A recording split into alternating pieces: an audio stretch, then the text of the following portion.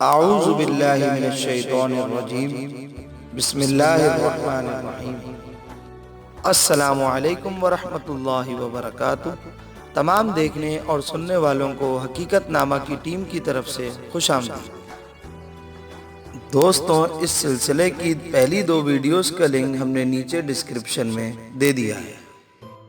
جب آپ نے انہیں استغفار کا حکم دیا تو قوم نے یہ گستاخانہ جواب دیا۔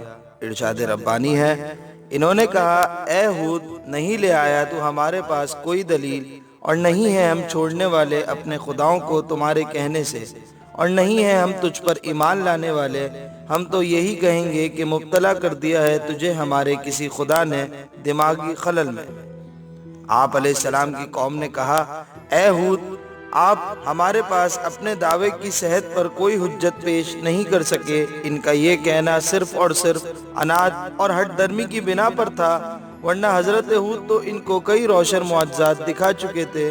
انہوں نے مزید کہا، آپ کو ہمارے کسی خدا نے پاگل پن سے دوچار کر دیا ہے، اسی وجہ سے آپ نعوذ باللہ ایسی خرافات بیان کر رہے ہیں۔ اس کی وجہ یہ ہے کہ آپ ہمارے خداؤں کو برا بھلا کہتے ہیں اور ان کی عبادت سے روکتے ہیں، اس لیے ہمارے کسی خدا نے تم سے ناراضگی کا اظہار کرتے ہوئے تمہیں مجنون بنا دیا ہے۔ اس کا ایک معنی یہ بھی ہو سکتے ہیں کہ ہم تمہارے حق میں اور کچھ نہیں کہتے مگر یہ کہ ان قریب ہمارا کوئی خدا تمہیں ضرور ہلاک کر دے گا اور تمہیں اذیت پہنچائے گا، کیونکہ آپ ان کی مذمت کرتے ہیں۔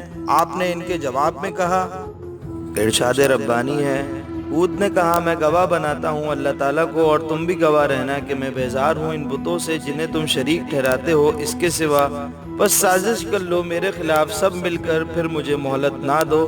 بلا شبہ میں نے بھروسہ کر لیا ہے اللہ تعالیٰ پر، جو میرا بھی رب ہے اور تمہارا بھی رب ہے۔ کوئی جاندار بھی ایسا نہیں مگر اللہ تعالیٰ نے پکڑا ہوا ہے اس کی پیشانی کے بالوں سے۔ بے شک میرا رب سیدھی راہ پر ہے۔ پھر اگر تم رو گردانی کرو تو میں نے پہنچا دیا ہے تمہیں وہ پیغام جسے دے کر مجھے بھیجا گیا ہے تمہاری طرف، اور جانشین بنا دے گا میرا رب کسی اور قوم کو تمہارے علاوہ، اور تم اس کا کچھ نہ بگاڑ سکو گے۔ بے شک میرا رب ہر چیز کا نگہبان ہے۔ ان کی لا یعنی اور لغویات سے آپ جلال میں آ گئے۔ آپ نے فرمایا، تم میری سچائی کی گواہی مت دو، اللہ تعالیٰ کی گواہی میری صداقت کے لیے کافی ہے۔ ہاں، تمہیں اس بات کا گواہ بناتا ہوں کہ میں نے علی الاعلان یہ کہا ہے کہ میرا ان بتوں اور تمہارے جھوٹے خداؤں کے ساتھ کوئی تعلق نہیں، اور میرا ایک اعلان بھی سن لو، تم سب مل کر، تم بھی اور تمہارے خدا بھی، میرے خلاف جو سازش کرنا چاہتے ہو کر لو، میں تم سے کسی طرح رحم کی التجا نہیں کروں گا، تم سے مہلت نہیں لوں گا، لیکن سن لو، تم میرا بال بھی کا نہ کر سکو گے۔ آپ کا یہ چیلنج آپ کا بہت بڑا معجزہ ہے، کیونکہ آپ باغی، جابر اور سرکش گروہ کے مابین تنہا تھے۔ انتہائی جلال سے ان سے گفتگو فرمائی، انہیں اور ان کے معبودان باطلہ کو حقیر سمجھا، انہیں جوش دلایا، مگر وہ آپ کا کچھ بھی بگاڑ نہ سکے۔ اس سے ان کی انتہائی عاجزی ظاہر ہو گئی، نیز اس سے آپ کا رب تعالیٰ پر بھروسہ، اللہ تعالیٰ کی کمال عنایت اور آپ کی عصمت بھی آشکار ہوتی ہے۔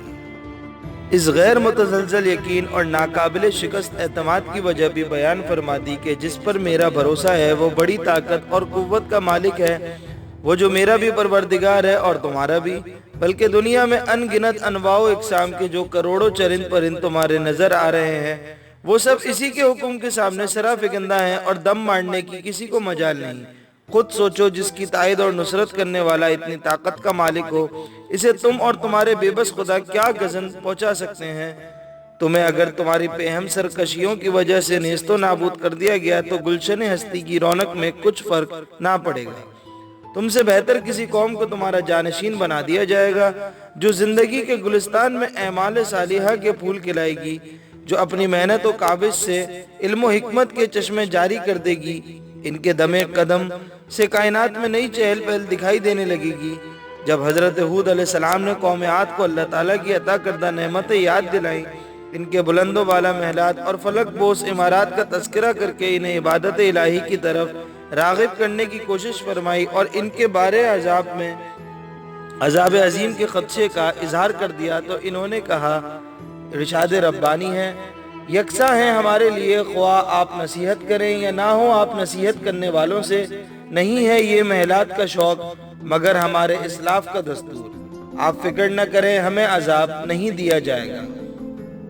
اس آیت کریمہ کا مفہوم یہ ہے کہ اس طرح یادگاریں بنانا اور شاندار مکانات تعمیر کرنا اور عیش و نشاط کی محفلوں میں داد عیش دینا ہمارے اسلاف کا وتیرہ رہا ہے۔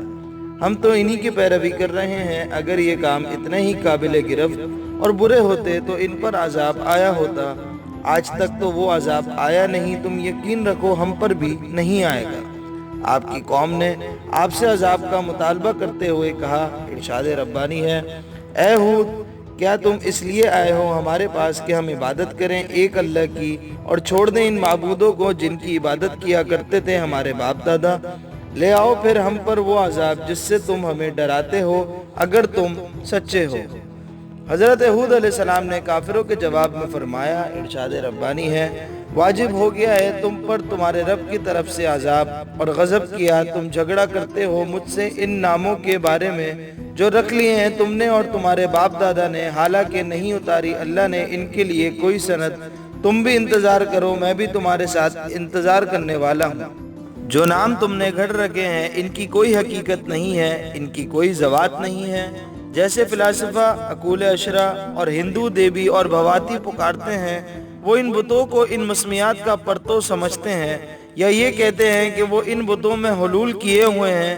وہ کسی بت کو سائقہ کہتے تھے اور گمان کرتے کہ وہ ان پر بارش برساتا ہے، کسی کو حافظہ کہتے اور یہ سمجھتے کہ وہ سفر میں ان کے نگہبان ہوتے ہیں۔ اسی طرح انہوں نے اپنے بتوں کے نام رازقہ اور سالمہ رکھ لیے تھے۔ تو آپ تمام دیکھنے اور سننے والوں سے التماس ہے کہ ہمارے چینل حقیقت نامہ کو لائک، شیئر اور سبسکرائب کریں اور ساتھ ہی ساتھ بیل آئیکن کو بھی پریس کر دیں تاکہ ہماری نئی آنے والی ویڈیوز آپ تک بر وقت بذریعہ نوٹیفیکیشن موصول ہو سکے۔ اور اگر ہماری یہ ویڈیو آپ کو اچھی لگی تو کمنٹ باکس میں ہمیں اپنی رائے سے آگاہ ضرور کریں۔ اللہ ہم سب کو اپنی حفظ و امان میں رکھے، آمین۔